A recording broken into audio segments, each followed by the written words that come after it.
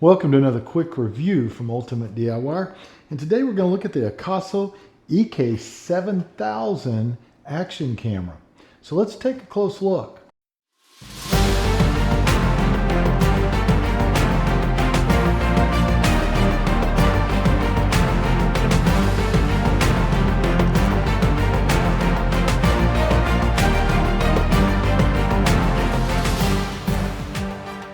So before we get into all the little specifics here, I'm going to go ahead and tell you this is a full-blown 4K camera with an excellent picture.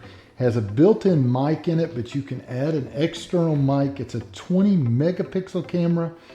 It's 30 frames per second. It has built-in stabilization, and with the guard, which you'll see right here, this is an outer plastic protective guard. It can go up to 131 feet underwater. So, and by the way, it does have a remote. This is a pretty big deal. You can strap this to your wrist. So if you're doing things like bicycling, motorcycling, whatever, you can reach down and hit this to activate the camera, because you have things like this, which is a head strap that you can put it on. You have chest straps, you have wrist straps. This is the chest. This is the wrist, this is the head. So you have all kinds of other devices, and there's a lot of things here that you can do as far as attaching this camera. But one of the things I want to point out is when you get the camera, they have it like this.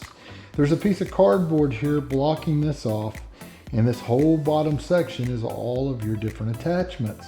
So when you pull it out, this is where people make the mistake. This is where I made the mistake. I pull this out of the box and I'm thinking this is just a way to secure the camera so that you can sell it and actually ship it, what have you, without it getting damaged, and you can see it in the box. But this is actually an attachment that you keep. So you can see where I cut the cardboard out, left it here because I couldn't figure out exactly what I was supposed to do here. If you undo this, this is how you attach through most of these fittings. You're going to look for this little bar, and you're going to use that on most all attachments. But then it slides apart. So one of your first clues for attachments are look for these, because now I can attach here, I can attach here, I can make different things. I can attach it to like a headpiece, or this will actually go onto a tripod here, and I'll show you how that works in a second. But you'll set this aside here. This has a rubber piece. Pull that rubber piece off, and you see this clip. You're going to actually pull that clip up, and then you can slide this out, and this is one of your attachments. So do not throw this away like I almost did. If you notice, this is the same, pretty much the same attachment, very close, just works in a little bit slightly different function. All right, so you set that aside. This, you don't really need it here, but guess what? If you wanted to use a flat plate and set this thing low somewhere, now you have another mounting plate. So just keep that, don't throw it away. Now, when you first get the camera, it's going to be in its underwater protector. So you can open this up, and it's a really nice tight latch, and this thing is much heavier duty than I expected it to be. But you'll actually pull this, there you go, just like that. I was pulling the wrong direction, so it kind of goes this way, clips out, opens up, and now you can take the actual camera out. So one of the things I want to point out right off on the camera, just so that you know, is you're going to turn the power on right here. You hold it down, and you'll see it comes on here. You're also going to see this blue light. Now, you can set this to where it's a screensaver, so it saves power. So why I'm telling you that is when you first start using it, if you have not turned that off, you're going to be filming and you're going to realize everything goes dark here, and you're going to think that the camera isn't working.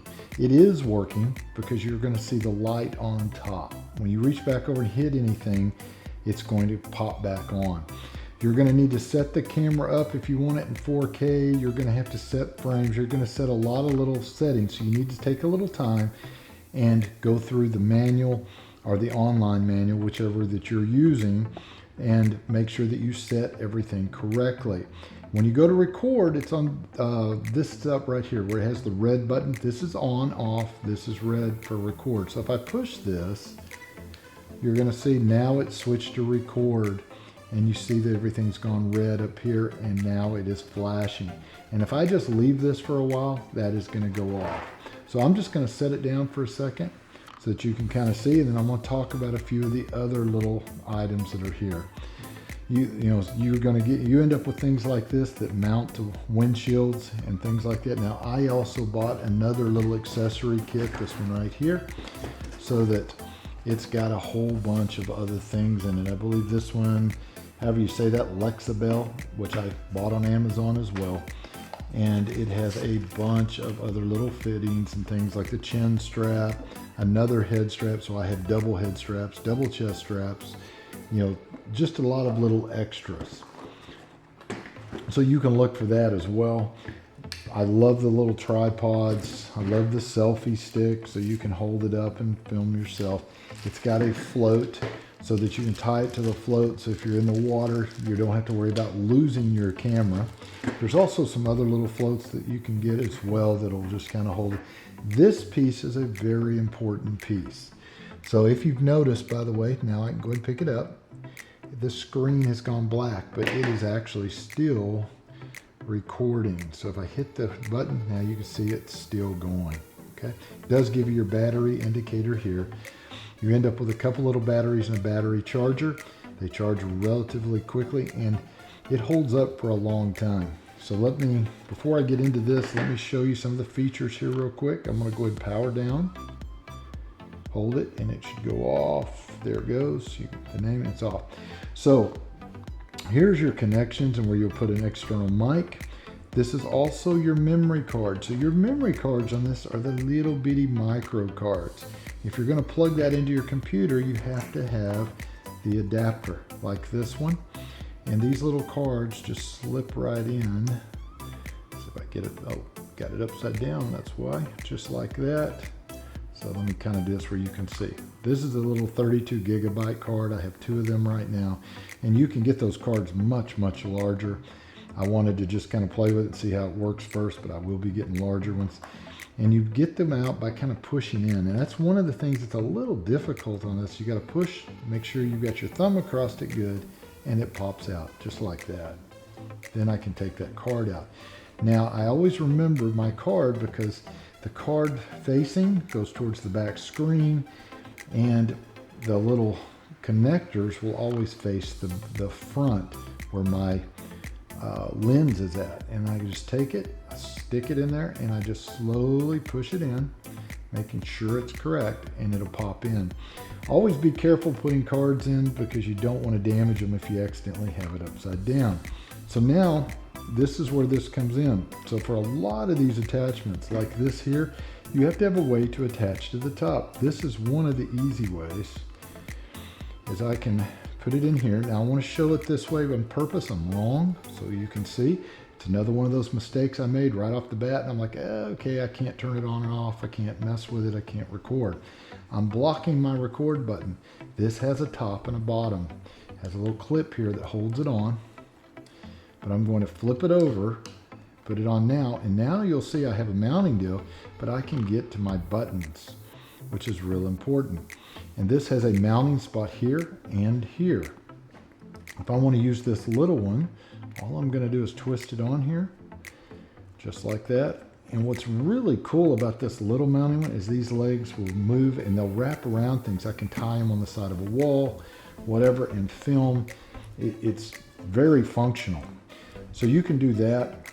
I can mount it on mounts like this and go onto my helmets or whatever else that I'm actually doing, swivels, wristbands. This thing, you have to figure out which one will actually work with this. So if I take this one, let's see, which one was it? It's this one right here. So if I take this one, you'll notice it has the little part that sticks out. I'm going to twist this on just like this.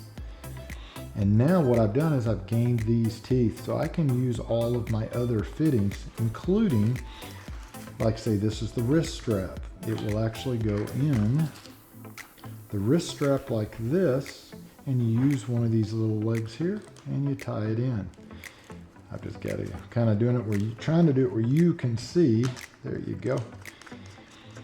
And so now I can put my wrist strap on and I've got it tied to my wrist strap, and I'll tighten this, get it the way I want it so that's the correct angle. You will do the same thing with the headband You'll put it on the same way. Or the chest band, you'll do basically the same. Now the chest band does have the clip in, so it's going to be more of one of these type that are going to clip into here. You just have to find the one that fits, which it should probably be that one right there. You know, or one of these like the one that we pulled off. But you're going to find the clip that fits that and put the same deal and set this up. So it works almost identical. Okay guys, so I'm going to try to turn this around so that you can see it, so you can see kind of how this works on the menu.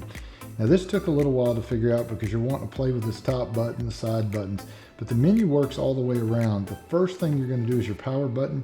You're going to hit it a couple times. It's going to go through a couple of screens. There you go. There's one screen. There's another. There you go. You see the wrench. Now hit your top button. And now you're in the menu. And now you can use your arrow keys to move up and down and pick the different things that you need to pick to set it up. I really don't want to go in and change all my settings. I just want you to see how you do it. So let's see if I can get back out of there without messing with it. There you go. And you also kind of hold this button a couple times and hit the down button and it sets your Wi-Fi and things like that. Okay guys, that's some of the basics. Also keep in mind, they do have an app. That app is called Akaso Go, and you can download that onto your smartphone and you can control a lot of the functions with this thing on the phone. And you can even download your video footage to your phone through that Wi-Fi connection. So if you're looking for an all-around action camera that is great for pretty much all activities, you're not going to go wrong with the Akaso Action 4K camera. Do yourself a favor and pick one up today, and we will see you guys on the next review.